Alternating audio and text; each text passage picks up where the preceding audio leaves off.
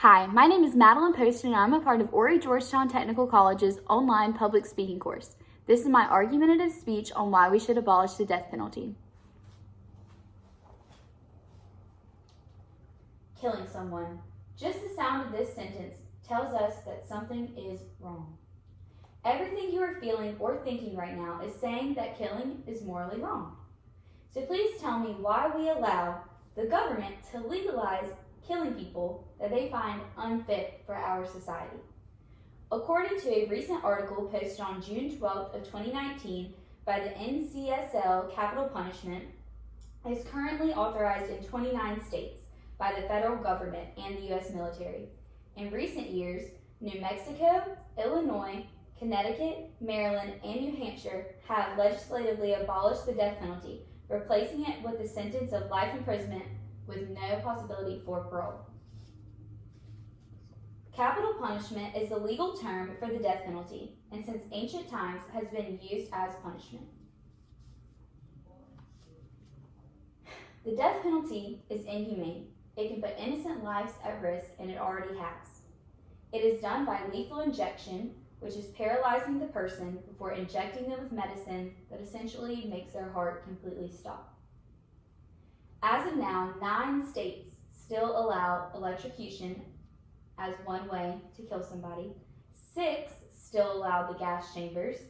3 allow the person to be hung, and another 3 allow somebody to be shot by a fire squad. It is no one's job to take another person's life. They have to live with this every single day.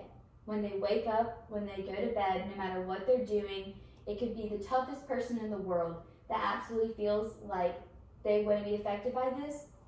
Each and every person who has to go through with killing somebody on death row is going to be affected by this. This leads into my point that it should not be somebody's job. The people injecting the fluid, pulling the trigger, hitting the button, or however they are committing the murder have to live with the fact that they took another person's life. Recently, Alan Alt, former executioner for the state of Georgia, wrote, "The men and women who assist in executions are not psychopaths or sadists. They do their best to perform the impossible and inhumane job with which the state has charged them."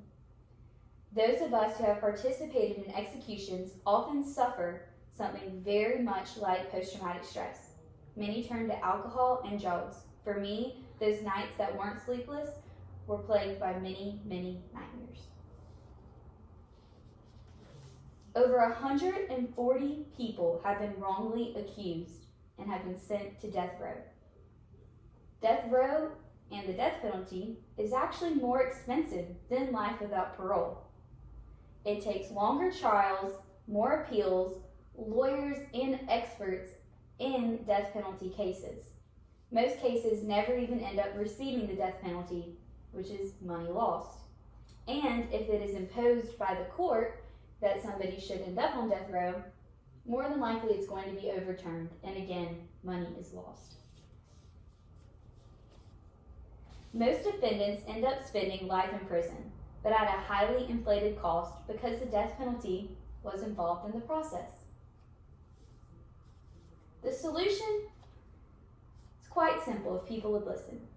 Stop sending people to prison for small, non-violent crimes.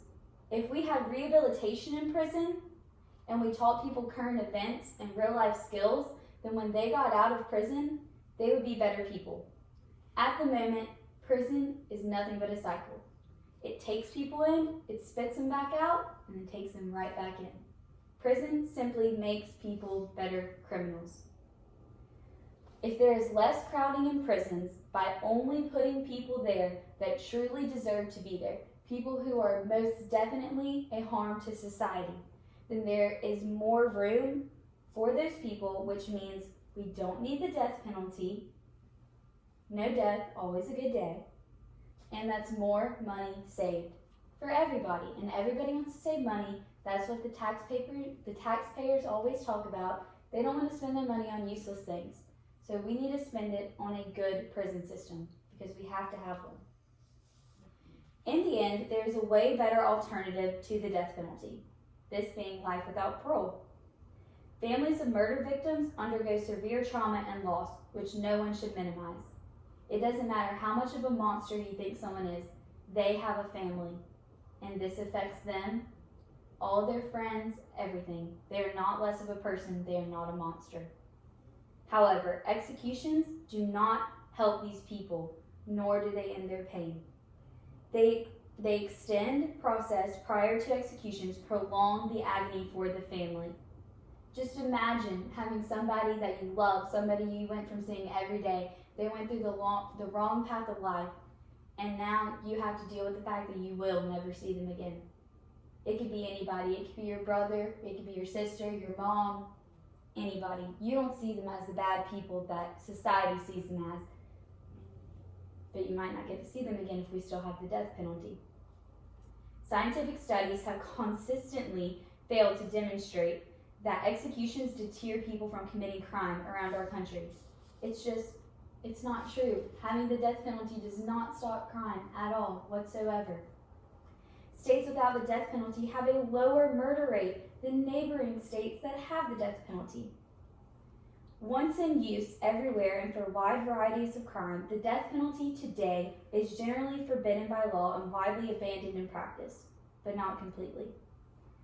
In most countries of the United States, this is not a thing. According to ACLU.org, 71% of the world's nations have abolished the death penalty. Only 58 of 197 retain it, including the United States. Indeed, the unmistakable worldwide trend is towards the complete abolition of the death penalty. Now we just gotta hope. Oh, yeah.